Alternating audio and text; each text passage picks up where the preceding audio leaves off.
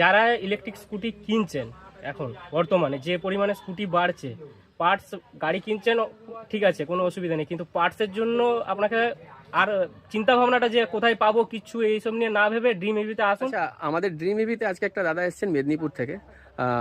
ওনার একটা গাড়ি অ্যাক্সিডেন্ট হয়েছিল, ওনার বাবার গাড়ি ছিল, ওনার অ্যাক্সিডেন্ট হয়েছিল, উনি বডি পার্টটা পেতে খুব সমস্যা হচ্ছিল। তো উনি আমাকে আমাদের এখানে ফোন করেন, আমাদের টিমের সাথে কথা বলেন। তো আমরা ওনাকে বলি যে হ্যাঁ এই পার্টগুলো আমাদের কাছে আছে, একদিন এসে একদিন ভিজিট করে নিয়ে যেতে।